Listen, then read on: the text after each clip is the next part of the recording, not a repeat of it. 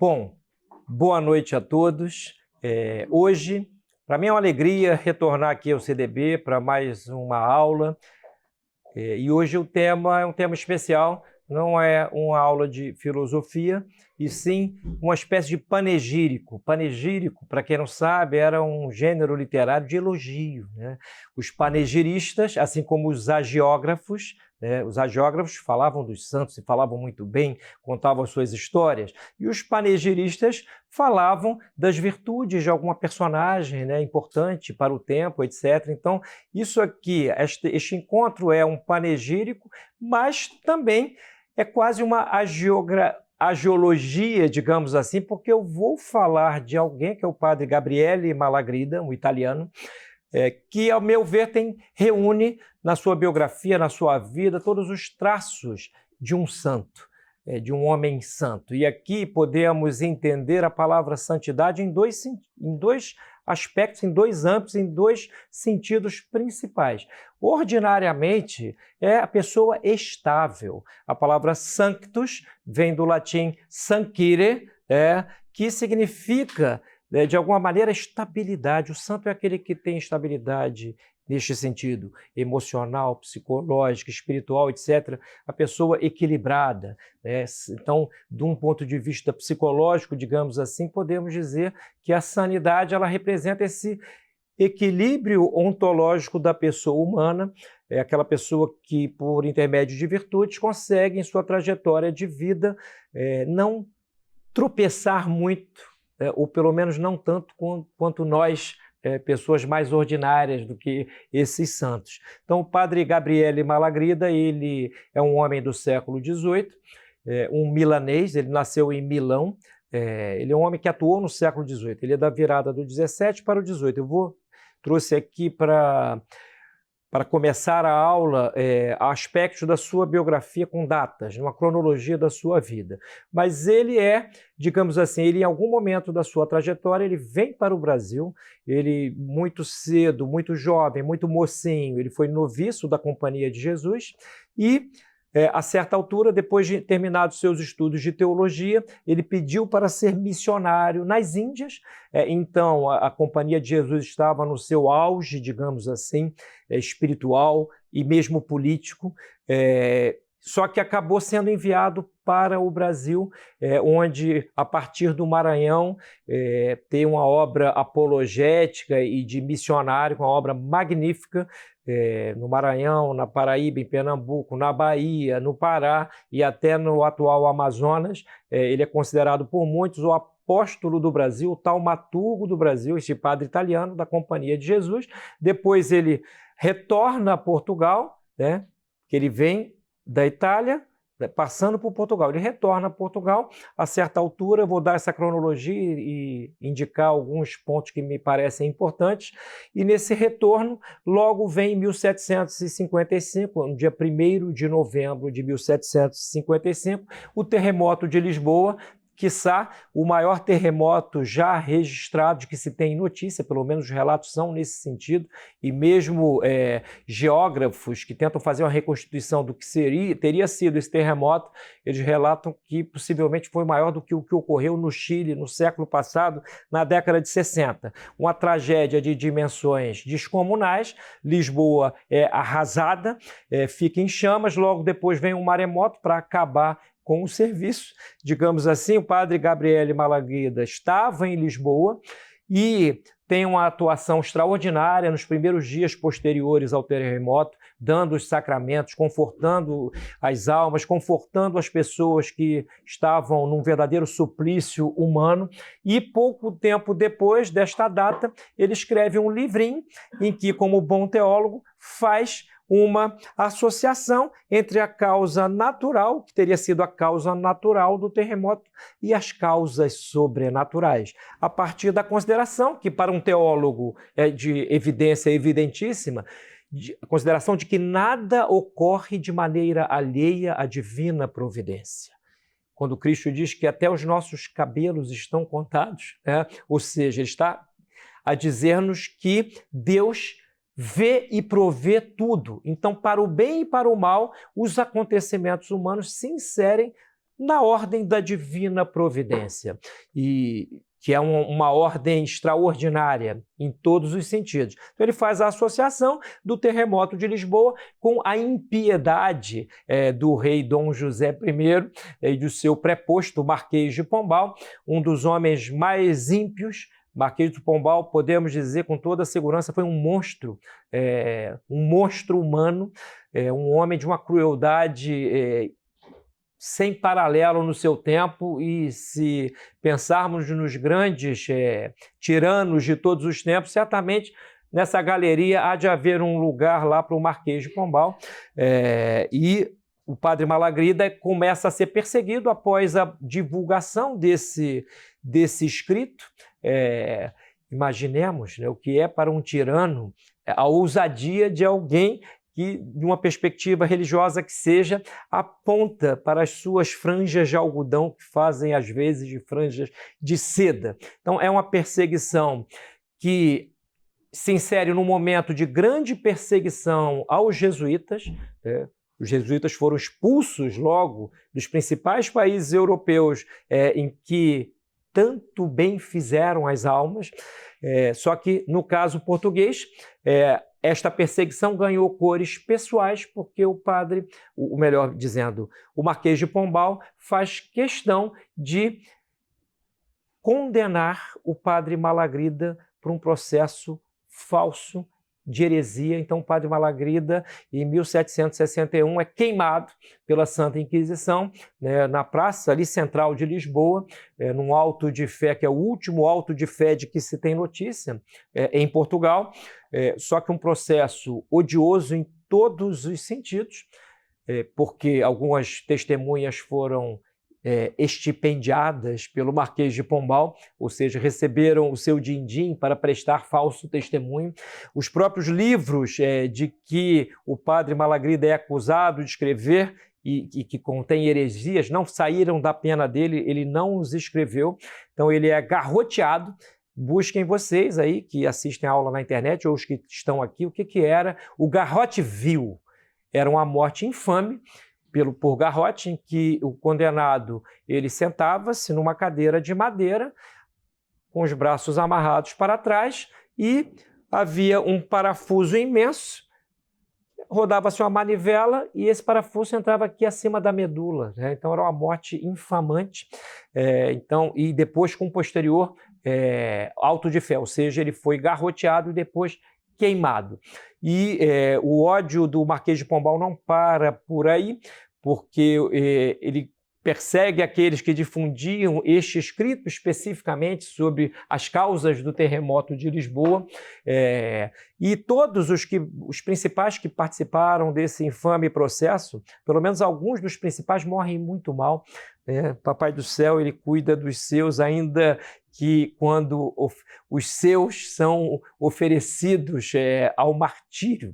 Então o padre Malagrida, ele é um homem de trajetória excepcional, um jesuíta, um intelectual. Quando ele esteve no Brasil, logo que chegou a Belém do Pará, que foi o primeiro lugar onde ele esteve, logo depois Maranhão, ele aprende a língua dos índios.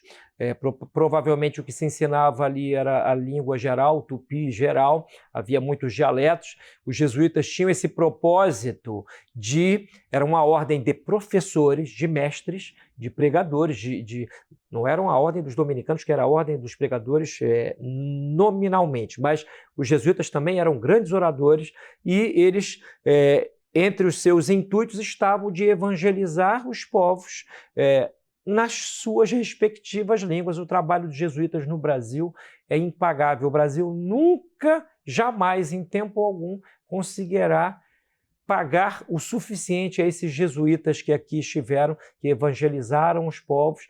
Como diz um padre argentino, um tomista argentino, os jesuítas, a grande maldade que eles fizeram no Brasil foi a seguinte: ensinaram a muitos indígenas antropófagos que comer gente é pecado, e o canto gregoriano da missa. Isso foi a grande maldade dos jesuítas. Defenderam os índios contra colonos portugueses que os queriam escravizar.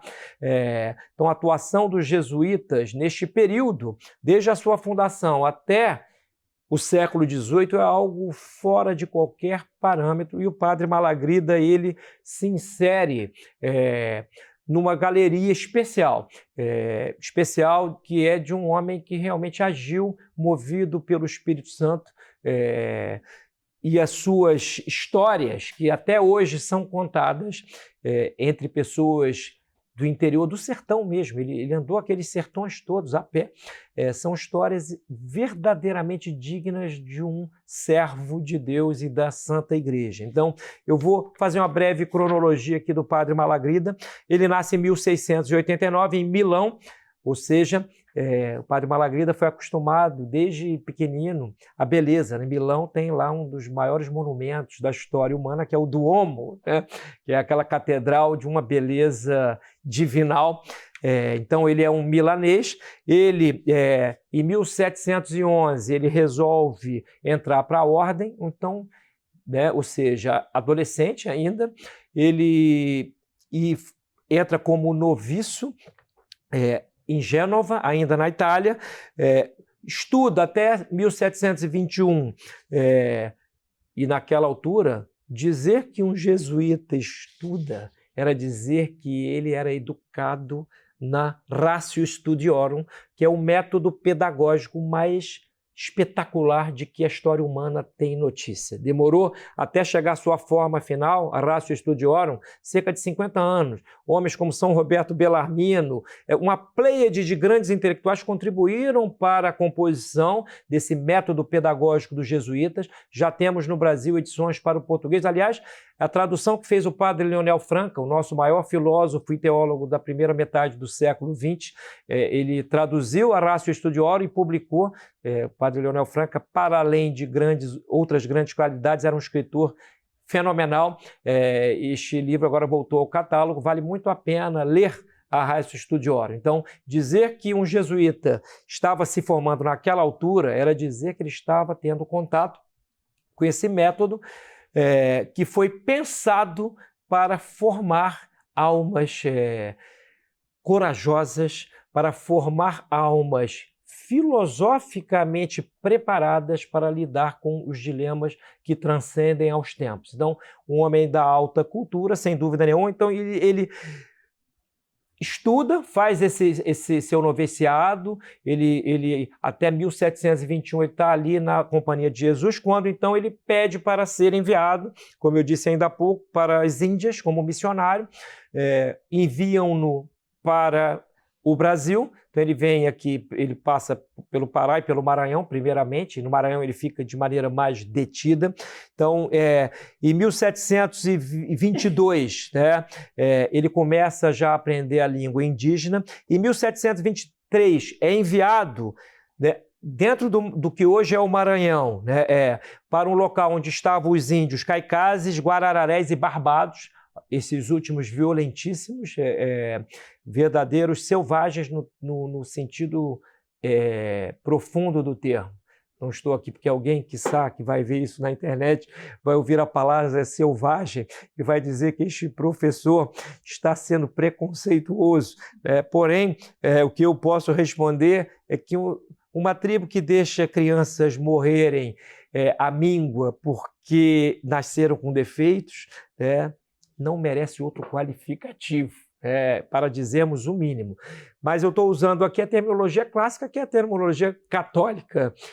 Eram selvagens em todos os sentidos e também no sentido da brutalidade. Então ele vai para esses sertões, trava contato com esses índios, muito corajosamente, esses jesuítas, vários deles. Olha, o Adolfo Van Hagen foi o primeiro grande historiador brasileiro no século XIX.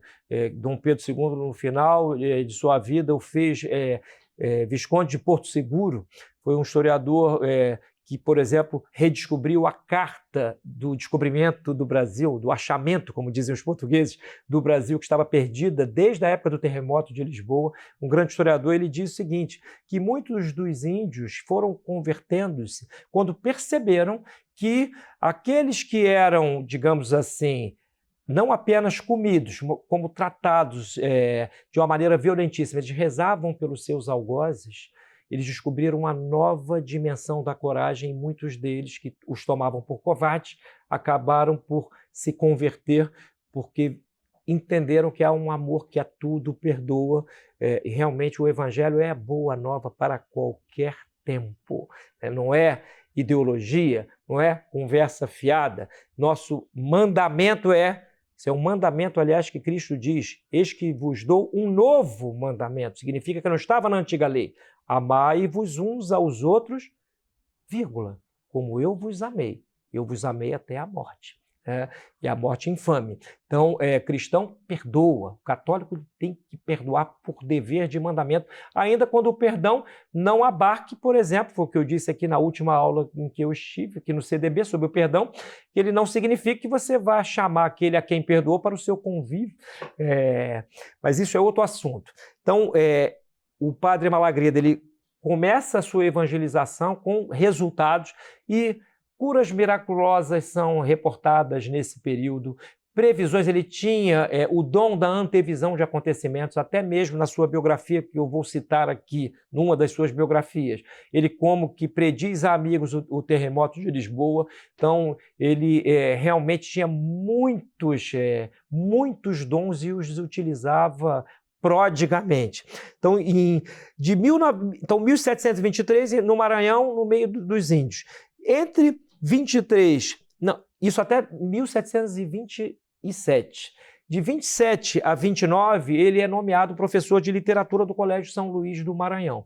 Então, a sua atividade missionária apostólica soma-se agora a uma atividade pedagógica magisterial. Então, formavam-se ali pessoas em filosofia, mas também em teologia, e futuros, digamos assim, possíveis apologetas.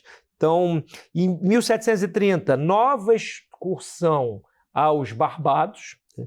E sempre excursões com fatos extraordinários. Eu vou ler alguns. Entre 1731 e 35, professor agora de teologia em São Luís. Em 36, viagem à Bahia a pé, né? Ele vai pelos sertões, passa pelo Piauí, chega para o Pernambuco, vai até a Bahia, onde o seu trabalho também evangelizador deixou marcas. Por exemplo, graças ao padre Malagrida que no Brasil há algumas devoções marianas que ele pessoalmente divulgou. Então, vamos falar disso daqui a pouco. Então, entre 36, essa passagem é extraordinária, também com vários eventos de conversões espetaculares. Os índios começaram a travar contato com a liturgia, eles eram catequizados, mas isso não era tão pacífico. Porque dizer isto hoje, imaginemos naquela época, o que era evangelizar tribos indígenas, algumas delas com costumes violentos. Então, entre 41 e 46, missões em Pernambuco, onde também deixou várias marcas. Em 47, retorna a São Luís até 49. Em 1750, ele volta a Portugal. Em 1750 está o padre Gabriel Malagrida em Lisboa, onde se apresenta a rainha, né? Ele já tinha fama de taumaturgo brasileiro, de apóstolo do Brasil, uma fama no reino português. Ele chega, a rainha o recebe, então ele é o confessor dos reis, o que causou muitos ciúmes jesuítas, entre outras coisas, como eles eram confessores tanto da nobreza, ou seja, daqueles que eram os políticos da época. Então isso suscitou um grande ódio, a influência deles era enorme. Então há uma passagem curiosa posteriormente, porque nessa altura ainda está ali na transição entre reis, né? Dom José ainda não assumiu. Dom José, pai de Dona Maria I, a Piedosa, e também cognominada a Louca, Dom José foi aquele rei pusilânime que nomeou para secretário de Estado Sebastião José de Carvalho, Marquês de Pombal, que foi o todo-poderoso por um largo período em Portugal. Um pouco depois desse ano de 1750, passando por um dos palácios da nobreza, vindo do Brasil, ele não reconhece, ele passa pelo Marquês do Pombal e o cumprimenta como a um cidadão qualquer, e o Marquês, na sua vaidade: o senhor não me conhece? E o padre: não tenho a boa graça de conhecer Vossa Senhoria. Mas como alguém um religioso que está em Lisboa não conhece o secretário de Estado. E o padre Malagrida, o senhor, peço-vos 1000 perdões, né? Aproveito a ocasião para dizer que o senhor deve afastar o seu irmão do governo lá do Maranhão. Ou seja, foi já um primeiro encontro terrível, porque aquilo para o Marquês de Pombal era de uma ousadia, mas o padre Malagrida disse isso, segundo historiadores, com doçura, ele não admoestou realmente, inclusive o irmão do Marquês de Pombal. Este irmão corria risco de vida naquela altura. Então, entre 1751 e 1754, ele retorna às Américas, retorna ao Brasil, onde a sua atividade também pedagógica, ela é registrada. Até hoje em São Luís, para quem vai ao Maranhão, né, alguns marcos da passagem do Malagrida por aquelas terras, né? E retornem ainda em 1754. Pois muito bem, no dia 1º de novembro de 55 vem o terremoto. Depois desse libelo, desse escrito sobre as causas do terremoto, ele é como que desterrado para Setúbal, ou seja, a perseguição já começa aí. Passa-se mais um tempinho, em 1758, ao famoso atentado ao coche real, ao rei, só que é um atentado que ninguém sabe se existiu realmente, se foi ao rei ou seus... E em tendo existido, se foi contra o rei ou contra o seu secretário, o fato é que o Marquês de Pombal aproveitou a ocasião. O rei estava voltando da casa da sua amante, uma das, se não me engano, se me falha a memória, a Marquesa de Távora, né? Ou seja, o rei não tinha lá, digamos assim, costumes muito castos, né? Estava voltando deste episódio, talvez o marido ou alguém da família, se é que aconteceu nos moldes em que foi divulgado o atentado, se isto aconteceu, é possível que tenha sido alguém da família. O Marquês de Pombal aproveita para iniciar um processo público. A família Távora foi toda garroteada, morta cruelmente. Foi um negócio, um processo infame, com falsos testemunhos, panfletos difamatórios sendo divulgados para trazer opinião pública. O que acontece hoje com as redes sociais não é de hoje que acontece. Já acontece desde priscas eras, a detração pública, ela sempre foi uma artimanha de homens poderosos que, para manterem-se no bem bom, fazem de tudo sem terem nenhum constrangimento, porque para chegarem a este ponto, isso significa que cauterizaram a sua consciência e entraram numa espiral de autojustificativa. É o destino dos grandes malvados, dos tiranos, uma espécie de piora progressiva, de loucura. Eu vou relatar aqui, eu vou ler aqui como Voltaire morreu. Voltaire é um dos inspiradores do Marquês de Pombal. A morte desses homens é uma morte muito intranquila. Eles podem ter muito poder, eles podem ter muita influência, mas vivem infelizes enquanto exercem a sua tirania e morrem muito mal do ponto de vista psicológico, moral e espiritual. Então, nesse processo, tenta o Marquês de Pombal arrolar o Malagrida como um dos regicidas, mas o intuito mesmo, porque naquela altura a fama de santo do Malagrida era a garantia de que o povão não ia comprar essa ideia de que aquele padre santinho estava numa conspiração contra o rei. Então o intuito do Marquês de Pombal é posteriormente acusá-lo por heresia para desacreditá-lo. Olha, minha gente, pensemos o julgamento de Cristo, o julgamento de Sócrates, o julgamento de Santa Joana d'Arc, o julgamento de São Thomas More, o julgamento do Malagrida, essas grandes injustiças que marcam uma época, elas representam ao mesmo tempo a coragem de homens que se mantiveram na ordem, dentro do escopo da Ordo Justice, da ordem da justiça. Porque se alguém morre injustamente, é sinal de que fez o bem. É sinal de que não recebeu na morte o que merecia, já que a justiça é dar a cada um o que lhe é estritamente devido. Então, este é um dos grandes julgamentos macabros do Ocidente, o julgamento do padre Malagrida. Então, ele vai para uma prisão, que é a prisão da Junqueira, que é um lugar em Lisboa, que é um forte de São João da Junqueira, Quem quiser busque aí na internet imagens. Alguns jesuítas ficaram sob o império tirânico do Marquês de Pombal 18 anos na Junqueira, em condições insalubres. Quando a maré subia, né, alguns mal trocavam de roupa, tinham algumas côdeas de pão e de carne, uma ração diária. Alguns morreram, evidentemente, mas muitos sobreviveram a esses anos. O padre Malagrida, já idoso, fica 2 anos ali naquela masmorra, subhumana, e depois desse processo infame, ele é realmente acusado de heresia. Então, entre 59 e 61 decorre esse processo e em 61 ele é executado. Eu vou ler alguns excertos aqui dessa biografia que eu tenho aberta aqui no computador, que é a biografia de um jesuíta, escrita por um padre jesuíta, Paulo Muri. Se não me engano, ela foi escrita originalmente em francês, e o que eu tenho aqui é a tradução para o português com revisão do Camilo Castelo Branco. Então, a garantia de que esta tradução é de primeira linha, porque para traduzir bem não basta conhecer a língua da qual se traduz, é preciso dominar todos os recursos expressivos da língua para a qual se traduz. Isso faz muita diferença.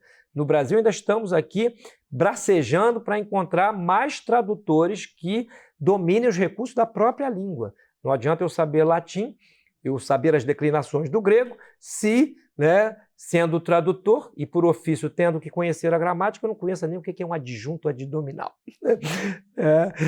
O Brasil tem essas coisas, tem dessas coisas, né? Professores que não sabem ensinar, apologetas que não sabem pregar, né? Cientistas que não sabem pesquisar, e por aí nós vamos. E há ainda entre nós pessoas otimistas, o que é admirável, né? Então, diz a certa altura aqui o Paulo Muri: assim morreu o padre Gabriel Malagrida, na idade de 72 anos, dos quais vivera 50 na companhia de Jesus. Parêntese, desses 50, 30 foram no Brasil, entre idas e vindas. Então ele teve um trabalho missionário ao longo de 30 anos entre nós. Tá? E consagrara mais de 40 ao serviço de Portugal, tanto no Novo Mundo como na Europa. Eis aqui o retrato que nos deu o padre Rodrigues, que teve a ventura de o conhecer em vida. Malagrida era de estatura mediana. Em seu rosto, onde transparecia uma nobre dignidade, lia-se a índole modesta e branda. Ordinariamente estava pálido, mas se falava das coisas de Deus, purpureavam-se-lhe as faces, brilhavam-lhe então os olhos com umas cintilações de extraordinário fulgor. A testa era saliente, mas não larga, o nariz bem feito, os beiços rubros, os cabelos loiros, as barbas longas que por maravilha escaneceram antes do cabelo. Todo o seu exterior respirava santidade, e ninguém que o visse deixaria de respeitá-lo e venerá-lo. Então, como é importante nós louvarmos as pessoas que merecem ser louvadas. A louvação da mediocridade que impera, graça e abunda nos tempos presentes, é uma das tragédias contemporâneas. O sujeito descobriu a pólvora ontem, né, e já é um especialista e que vende cursos extraordinários por aí, por preços não muito módicos. Então, como é bom nós louvarmos quem é para ser louvado. Então, o testemunho dos grandes homens, ou seja, aquilo que eles deixam como marcas de sua atuação num tempo, marcas de uma personalidade que atua, já que a personalidade é a nota distintiva da pessoa, é o signo da pessoa. Uma pessoa, quando cresce na virtude, ela se torna uma personalidade. Quando ela cresce no vício, ela se torna uma personagem. Quantos aí se fazem de personagens e projetam esses personagens no mundo e vivem da ilusão que essa projeção lhes dá? Então, entre a personalidade e a personagem, a diferença é entre a virtude e o vício. Então, a louvação do que é para ser louvado é algo importantíssimo em qualquer época. Então, os panegiristas sempre tiveram uma importância. Aos 21 de setembro de 1761, dia em que a Igreja celebra o martírio do Santo Apóstolo da Etiópia, se consumou o suplício de Gabriel Malagrida. Pombal, desde muitos anos dócil às lições filantrópicas dos filósofos, aqui os filósofos, entre aspas, eram os ilustrados, Voltaire, D'Alembert, Rousseau e tutti quanti, né? Abolira em Lisboa as procissões do Alto da Fé, momices do outro tempo, como ele a miúdo lhe chamava. Porém, para o martírio de Malagrida, por odiosa exceção, restaurou o antigo costume e ordenou que a procissão se fizesse com a máxima solenidade. Em redor da Praça do Rocio, fez construir palanques para a nobreza e para o povo, convidando a corte para esse vergonhoso e sangrento espetáculo. A tropa ocupava as avenidas das ruas e praças vizinhas para manter a ordem da multidão imensa que confluíra ao lugar da carnificina. Porque não era só o padre Malagrida, ele foi o primeiro da fila, né, e o mais humilhado. O cadafalso, sobre que devia ler-se ao réu a sentença condenatória, disposto em anfiteatro, decorava-o luxuosamente. O ministro presidiu a cerimônia. Em frente dele estavam o monarca e a corte. Para negrejar ainda mais o horror do espetáculo, esperou-se até o empardecer da tarde para que o ancião fosse levado ao suplício através de algumas ruas entre círios fúnebres e, com o fim de excitar contra ele os ultrajes do povo, puseram-lhe na cabeça uma espécie de mitra de papelão e sobre a sua roupeta de jesuíta, única que ainda se encontrou em Portugal, pintaram-lhe, como nos sabenitos, grotescas e horrendas figurações de demônios. Parecido com o que foi o suplício de Santa Joana d'Arc, né? Ela foi humilhada, puseram-lhe, né, entre outras coisas, um chapéu, né, em que estava escrito apóstata, maldita, demônia, etc. Subiu do cárcere com as mãos atadas para as costas e um freio de pau na boca, entre dois frades beneditinos e duas pessoas destinadas, segundo o uso, a servirem-lhe de padrinhos na cerimônia do Alto da Fé.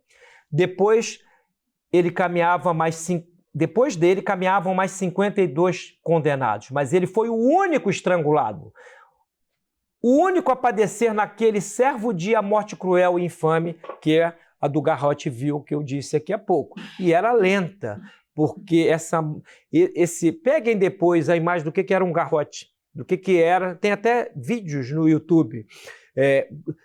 Era um suplício muito doloroso, porque não era uma máquina que rodava, era uma pessoa humana, às vezes até um ancião, então demorava a entrar na carne. Então, até sangrar, até pegar uma parte aqui, penetrava, furava o crânio, era um negócio tremendo. Quando subiu com firme passo os degraus do patíbulo, um comissário do tribunal lhe deu a sentença. Está aqui a sentença, eu vou ler um trechinho dela, né? A sentença... Aqui é uma edição, tem um texto latino acompanhado da tradução para o português, uma tradução antiga. Sentença infame sobre quaisquer aspectos que a contemplemos, né? Depois o bispo, o coadjutor do cardeal patriarca, procedeu à aviladora cerimônia da degradação. Terminado isto, exortou o paciente a confessar os seus crimes e a pedir perdão ao rei e ao povo do escândalo que dera. Desde que pus os pés na terra portuguesa, respondeu com dignidade o velho santo, servi sempre sua majestade fidelíssima como bom e leal súdito. Contudo, se por ignorância o ofendi, na mínima coisa, eu lhe peço humilde e sinceramente perdão. Olha que maravilha de exemplo. Isso causou que, depois de proferir vibrantemente essas palavras, em meio de profundo silêncio da multidão, entregou-se ao carrasco. Nós, católicos, por exemplo, vale pensar na política. A política não é a última instância para nós. Aqui há um exemplo de como, perante uma autoridade política medonha, se deve proceder quando a coisa chegou a um ponto em que não há mais volta. O desespero não é uma opção para nós. nós precisamos de 5 minutos de esperança a cada dia, a cada momento. A esperança é aquilo que nós respiramos. Então, mesmo diante de uma morte que é um martírio literal, assim o Papa Clemente XIII, tem um documento dele aqui que ele fez imprimir um efígie do padre Malagrida, em que ele diz que ele morreu com a coragem de um Ulisses pela justiça. Então, quando nós entendemos que só mesmo a ordem sobrenatural da graça é capaz de infundir essa coragem sobre-humana em alguém, a gente começa a entender o que é realmente a igreja. Porque é muito bonito estudar teologia, eu estudo Santo Tomás há quase 30 anos, mas e daí se isto não vier acompanhado de um mínimo de piedade, de compreensão de que sou um miserável, de que sou a pior pessoa que eu conheço, porque eu me conheço bem, dos outros eu posso presumir certa bondade. Então, se não é para caminharmos numa progressiva melhora na virtude, progressiva e dificultosa, porque temos a mancha do pecado original, de que adianta estudar 30 anos de teologia? Não adianta de nada. Então, um exemplo como este, ele nos toca mais profundamente do que muitos estudos de teologia moral, por exemplo. Então, é um exemplo de uma morte de uma espécie de herói da fé. O ódio, há um relato aqui, eu vou ler um trechinho também de um livrinho que o CDB publicou, que é muito importante, que é o livro do padre João Batista Hafkmayer, de Pelotas, A Supressão da Companhia de Jesus. Que obra espetacular, porque ela relata todo o pano de fundo histórico dessa supressão, ou seja, a atuação dos ditos filósofos iluministas em seu ódio à igreja, um ódio profundo e um ódio à civilização.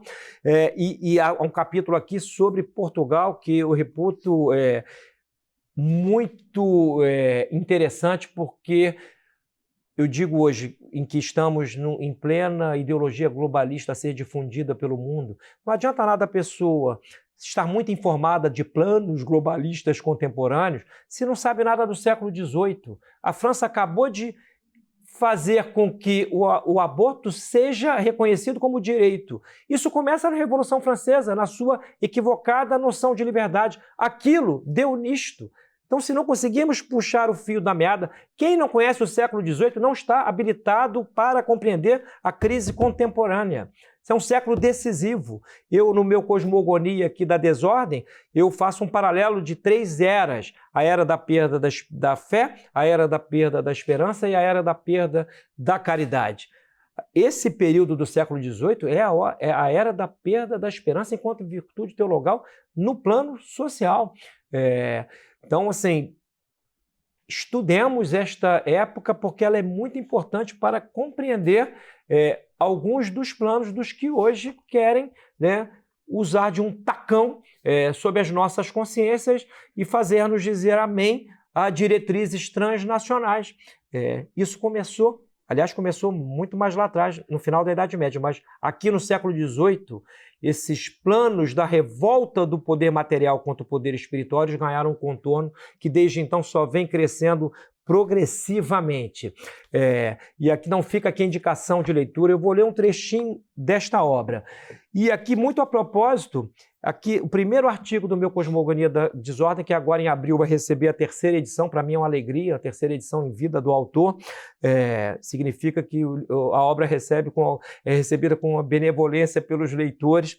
Então, o primeiro artigo, não a troco de nada, é intitulado Pascal e a Mentira Literária e Filosófica. Pascal foi um grande escritor, o autor dos Pensamentos, mas, do ponto de vista espiritual, um homem que abraçou o jansenismo e contribuiu com seu ataque à ordem jesuíta para que a mentalidade que acabou por expulsar os jesuítas da Europa, ela se consumasse. Voltaire,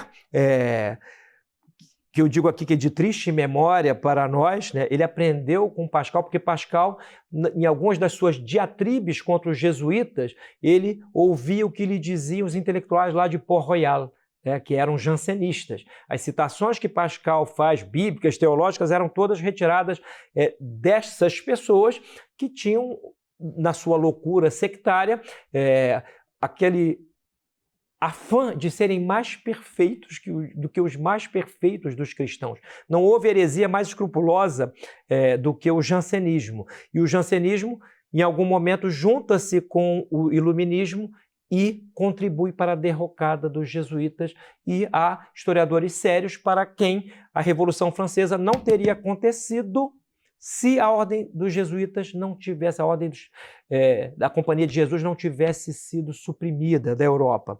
E Voltaire vale muito a pena, porque assim, eu disse aqui um pedacinho de um relato da morte do padre Malagrida. É muito importante entendermos como os grandes personagens morreram, porque a morte é sempre um dístico, de alguma maneira, para quem tem uma leitura espiritual da vida. E a morte de Voltaire foi uma morte desgraçada. A primeira nota de rodapé do livro é a seguinte: Voltaire que influenciou, direto ou indiretamente, esse pensamento. E o Marquês de Pombal, embora, como muitos contemporâneos que se dizem iluministas, né, mas não leram nenhuma página de nenhum ilustrado, né, já houve pesquisas literárias em Portugal que mostram que o Marquês de Pombal ele mais dizia que era um leitor de Voltaire do que era propriamente, né? Aquela coisa, boa e velha vaidade, né? Eu digo que eu li Santo Tomás, né? Li Santo Agostinho, você vai ver, faz uma sabatina, o cara cai, né, fulminado com a concussão, né, súbita. O relato da morte de Voltaire, feito em diferentes ocasiões pelo médico protestante Monsieur Tronchin e pela marquesa de Viette, em cuja casa o escritor francês estava, e por uma enfermeira, testemunhas oculares de sua agonia final, é assustador. Gritos de desespero, autolaceração e deglutição da própria urina e excrementos. Próximo ao momento de sua morte, Voltaire urrava, dizendo que uma mão invisível o conduzia ao tribunal de Deus. Ora invocava a Cristo e apelava à sua misericórdia. Ora maldizia-o com palavras terríveis. Enfim, expirou em meio à imundície fecal após haver levado à boca os dejetos que estavam no seu urinol. Na ocasião, sangue escorria-lhe da boca e das narinas. Vale registrar que um sacerdote chamado por pessoas da casa não pôde ministrar-lhe os últimos sacramentos, pois alguns amigos, dentre os quais Diderot, colocaram-se à porta e impediram a passagem do clérigo, ao que consta a pedido do próprio Voltaire. Dr. Tronchin remata a sua resenha sobre este momento com as seguintes palavras: quisera eu que todos aqueles que foram seduzidos pelos livros de Voltaire tivessem testemunhado a sua morte. Né? Memoir de Voltaire, né? Tem aqui o livro, faço a citação bibliográfica. É também conhecido o depoimento da enfermeira que pedira a Deus para nunca mais presenciar a morte de um ateu. E que ateu? Tão lancinante foi o espetáculo visto por ela. Morte que, como um dístico, nos remete a uma máxima da Sagrada Escritura. Mors peccatorium, péssima. Está lá na Sagrada Escritura. A morte do pecador é péssima, é horrível. Seja ela pública, escandalosa, seja ela secreta. Já a morte do santo, ainda quando ele é infamemente condenado à morte, que é o caso do Malagrida, ela sempre traz consigo o sinal da glória divina. Então, a minha aula, me pediram para hoje suprir, haveria outra aula aqui, e como eu estava com releituras de algumas obras, eu falei, poxa, é uma boa oportunidade para falar um pouco do padre Malagrida e, quem sabe, suscitar entre os brasileiros uma sã curiosidade em torno da sua figura. E que alguns brasileiros venham a, até, quem sabe, ter piedade, né?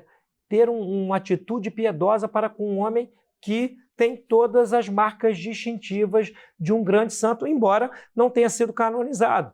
Nem todo santo foi canonizado, né? Não esqueçamos disso, né? Estar no cânon significa que a Igreja elevou aquele santo ao altar para servir-nos de modelo. Agora, quantos santos aí?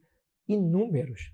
Provavelmente quantidade muito maior do que dos que são conhecidos, houve na história da Igreja. Então, a ação do padre Malagrida, ela traz essa nota. E vale dizer, aqui o biógrafo menciona, o João Ameal, que é um historiador também que o CDB relançou, uma indicação bibliográfica deste marginal que vos fala, ele a certa altura também menciona o fato que eu vou citar aqui, que o coração do padre Malagrida, depois de garroteado, ele foi queimado. O seu coração não ardeu.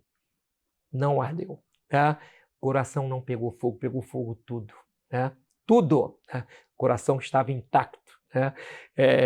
E alguns, isso correu por testemunhos verbais durante décadas, foi registrado por historiadores e corre a versão que uma italiana levou esse coração numa caixinha, coração que permaneceu intacto a sentença de morte.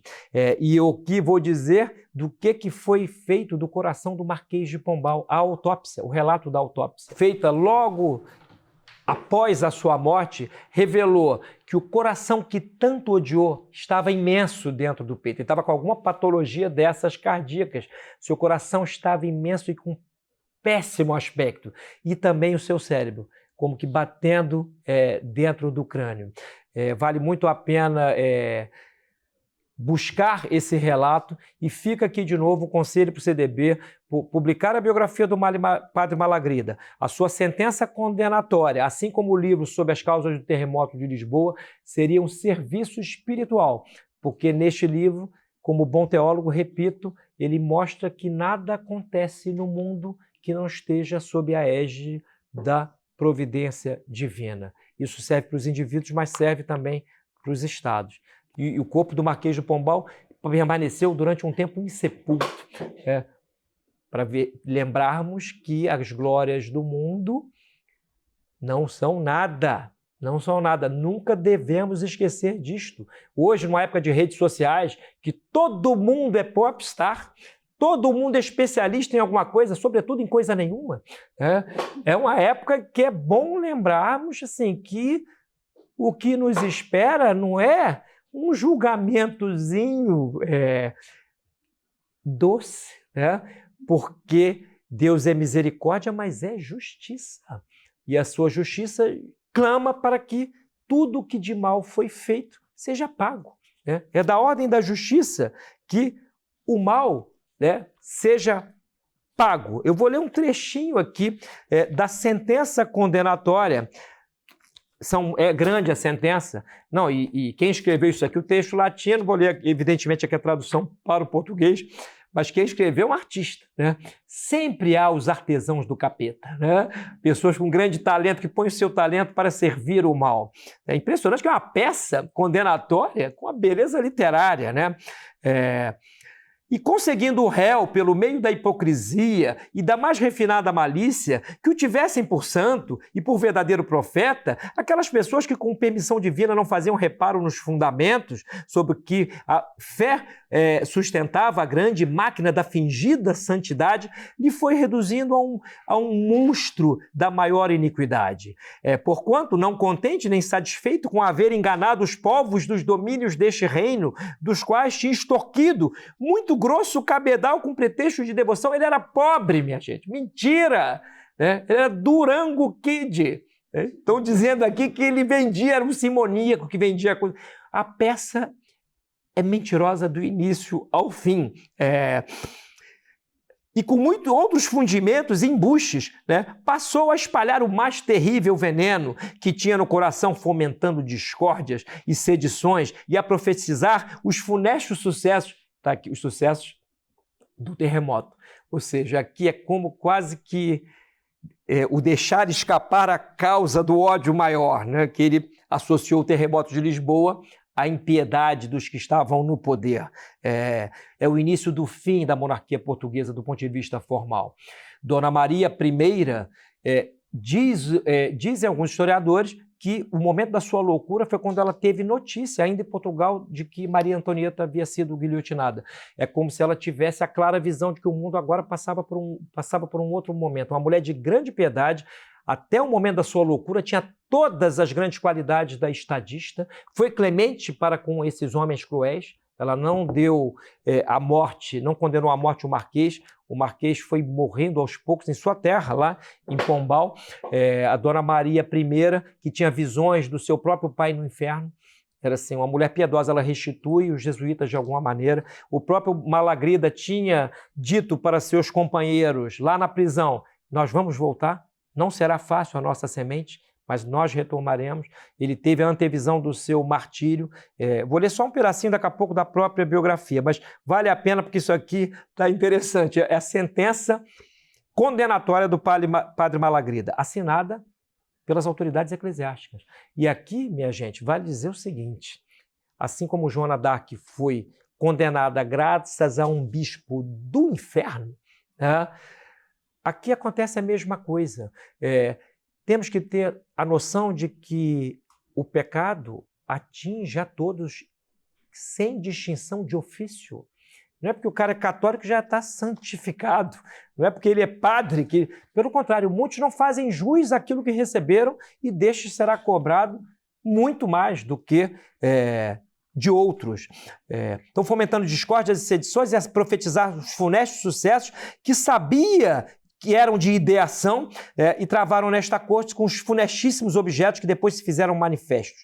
E querendo ainda, a fim, conservar o réu o bom nome, a opinião de santidade, pretendeu persuadir as suas fingidas revelações de futuros castigos com doutrinas nunca antes ouvidas. Ou seja, eram aqueles 2 livros que lhe foram atribuídos mentirosamente. Então, acabou que esse processo todo culmina nesta morte infamante com mentiras. Ele não era autor, ele escreveu, sim, um dos livros sobre Santana, se não me falha a memória, mas os seus testemunhos, essa obra se perdeu, o texto não tem nada a ver com o que foi arrolado no processo. O malicioso precisa sempre de certa veracidade para dar bom fim às suas tramas. Se o mal se apresentasse sempre sob a capa de mal, não seduziria ninguém. Quanto maior é a mentira, mais ela precisa da capa da verdade para que, de alguma maneira, ela convença pessoas. A pessoa começa mentindo, primeiro ela começa mentindo, depois ela mente para esconder a mentira, depois, como a mentira tem consequências, dependendo da mentira, se for em matéria grave, ela mente para apagar as consequências, ou seja, deixá-las submersas. Depois, como as consequências, às vezes a realidade ela aflora, quer queiramos, quer não, a pessoa passa a mentir para si mesma, como que se convencendo de que não fez aquele mal todo. Então, é um caminho sem volta, não dá para nobilitar as mentiras. Todos nós, em nossa vida ordinária, já contamos alguma mentira. Agora, daí a dizer que porque isso acontece é natural, já está Santo Agostinho aí com as suas 2 obras, o De Mendatio e Contra Mendatium, né, sobre a mentira e contra a mentira, para dizer que não é moralmente defensável a nobilitação da mentira. A mentira é um dito contra mentes, contra a natureza da mente. O intelecto humano, quando se expande, busca a verdade e repousa quando nela depara, quando com ela depara. Quando nós mentimos, nós restringimos esse movimento natural da mente. É a doutrina teológica da restrição mental. Eu posso restringir a mente licitamente, porque eu não sou obrigado a dizer todas as verdades da minha vida em todas as ocasiões.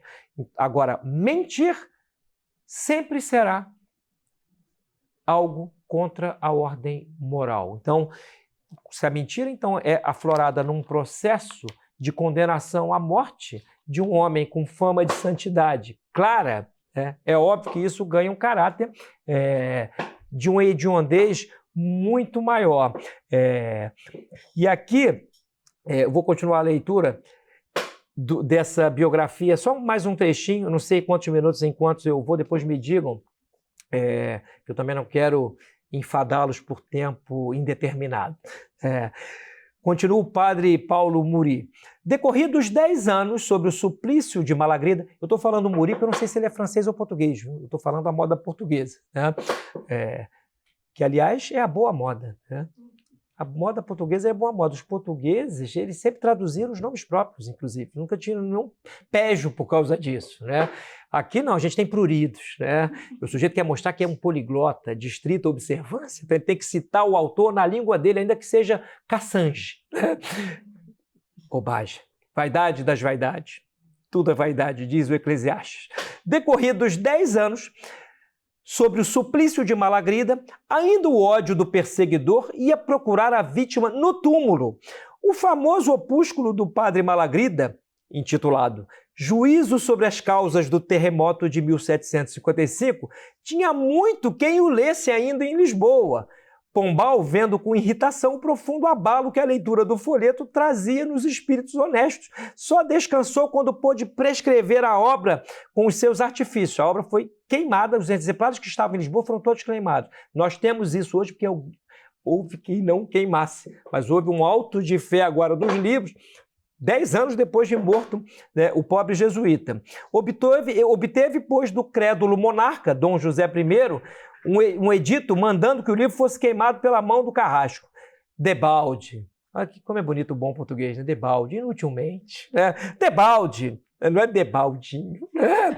Porém, cuidara o marquês que ajuntava mais uma ignomínia à memória do venerável apóstolo. Dignou-se Deus de mostrar a toda a luz a inocência do seu servo. É caso verdadeiramente digno de nota que todos os que participaram do assassínio jurídico de Malagrida experimentaram já neste mundo os efeitos da justiça divina. Ditosos seriam se pudessem conhecer a mão que os feria. A sentença que relaxa Malagrida ao braço secular, ou seja, a sentença canônica que o condena por heresia, e ela é relaxada. Quem aplica a pena de morte é o braço secular.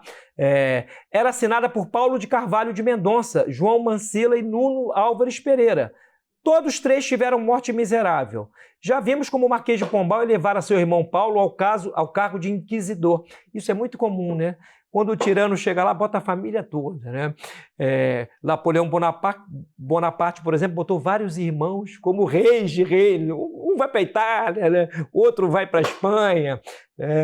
Giuseppe, teve um deles que dizia Pepino, né? Aproveita que vai acabar. O tirano faz isso. Aqui não é muito diferente. Olhemos para os tiranos aí contemporâneos. Vamos botar a família, vamos botar amigo, a mulher, né? Então, esse irmão já era inquisitor geral, né? Queria também obter para este irmão, em demasia condescendente, a dignidade de cardeal. Né? O Marquês de Pombal queria fazer esse irmão cardeal.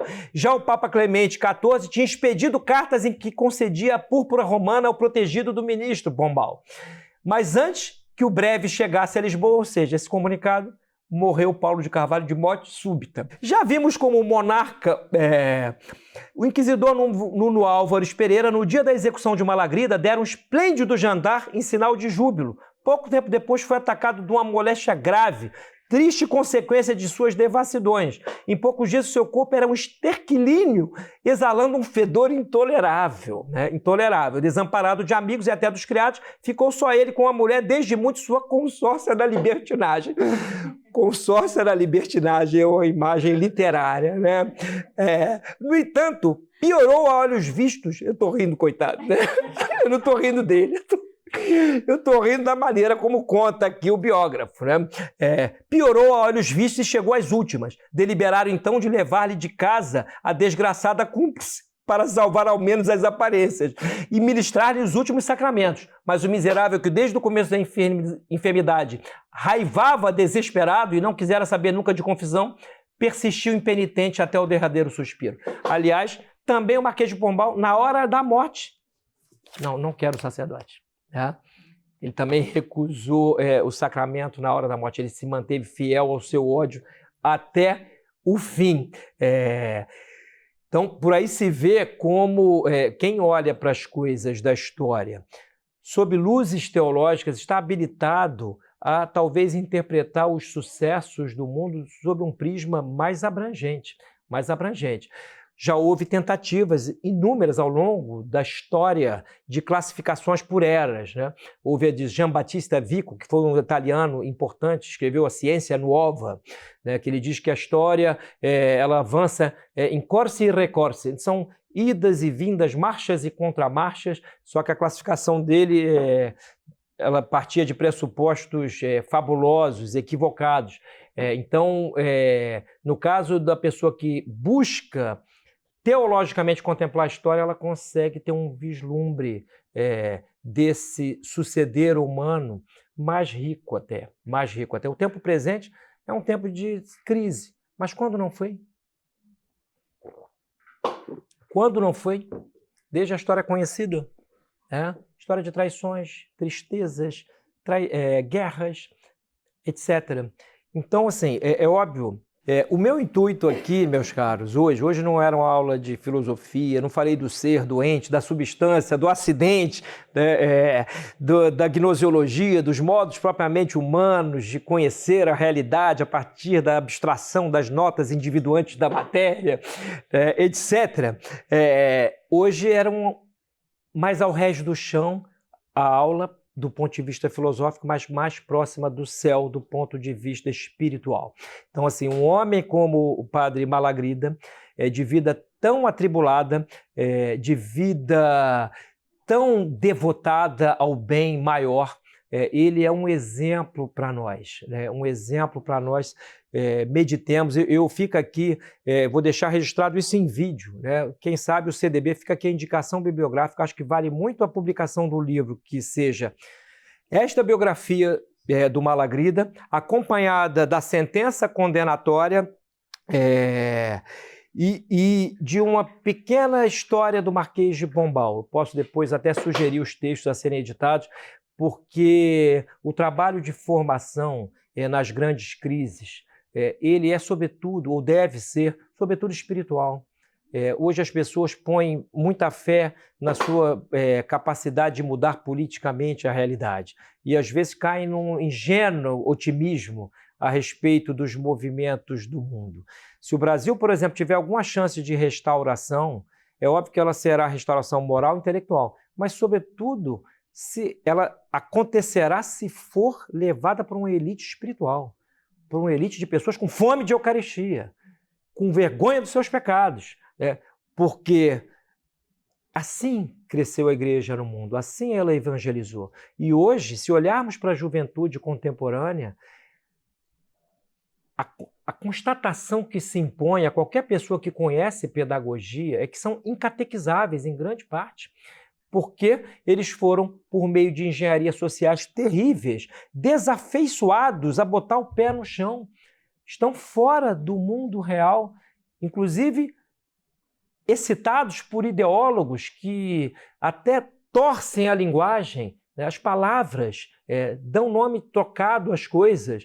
Então, é urgente uma reforma pedagógica, mas, sobretudo, uma reforma espiritual. E, ao que parece, pelos ventos nefastos que vemos na Europa contemporânea, no Brasil sucede algo especial. Está havendo a publicação de livros que, desde muito tempo, completamente esquecidos, por exemplo, a Teologia Moral de Santo Afonso de Ligório. Podia citar aqui um sem número, são várias editoras, não é só a do CDB. Então, um trabalho está sendo feito e entregar nas mãos de Deus, que é o proprietário de todos os amanhãs. Não podemos achar que nós seremos seria uma vaidade tola. Nós vamos refazer a cristandade, a política vai melhorar por nós. Calma, se Deus quiser. A vontade de Deus, ela, como está fora do tempo, ela atualiza-se no tempo instantaneamente. Só para encerrar, vale a pena fazer uma breve digressão sobre o tempo e a eternidade. O tempo é a contagem do movimento segundo um antes e um depois. Essa é a definição aristotélica. A eternidade não é uma soma de tempo. A eternidade não é a quantidade, porque o tempo, na verdade, refere-se ao quantum, a quantidade. Tanto é que ele é cronológico. 1, 2, 3, 4, 5. A quantidade é um acidente metafísico da matéria. O imaterial é inquantificável. Portanto, o eterno não decorre, não flui. A eternidade não flui. Portanto, quando Deus decreta algo desde a eternidade, esse decreto espraia-se no tempo instantaneamente, diferentemente dos nossos pseudo-decretos. Quero estudar Aristóteles. Quantos anos? Né? Quero fazer uma gambiarra na minha casa, até a luz chegar lá, eu acertar, demora. Fiat lux et facta lux est. Quando Deus quer, faz instantaneamente. Então, só se Deus quiser. Agora, como Ele quer a nossa coparticipação na sua obra monumental, continuemos sem desespero. Não é momento de desesperar, né? Não é porque a situação do mundo está do jeito que está que nós vamos entregar o nosso coração na mão do inimigo das almas. O desespero não é uma opção para nós. Então, caminhemos um dia de cada vez. O conselho que uma pessoa já quase chegada aos 60 pode dar para os mais jovens é: confie em Deus cegamente, desconfie do Estado cegamente. Tá? Não confie em diretrizes estatais como se estas fossem provenientes do próprio Deus. Então, ainda nos é permitido sermos os gestores das nossas próprias desconfianças. Né? O mundo hoje quer ser o gestor até dos nossos gostos. Mas quem acredita em Deus, quem recorre aos sacramentos, tem sempre uma instância que é infinita, né? Porque Deus habita em nós, é a Santíssima Trindade, é a inabitação da Santíssima Trindade em nós. Então, cada um de nós carrega algo da eternidade no seu próprio ser. Então, olhemos para esses homens excepcionais com confiança, inspirando-nos de acordo com a prudência e caminhamos. Deus é bom, o mundo é bom, a vida é bela, aconteça o que acontecer e até a morte pode ser bela, como mostra aqui a do grande Gabriel Malagrida, que merece a nossa devoção. Tá bom, meus caros? Até o próximo encontro aqui.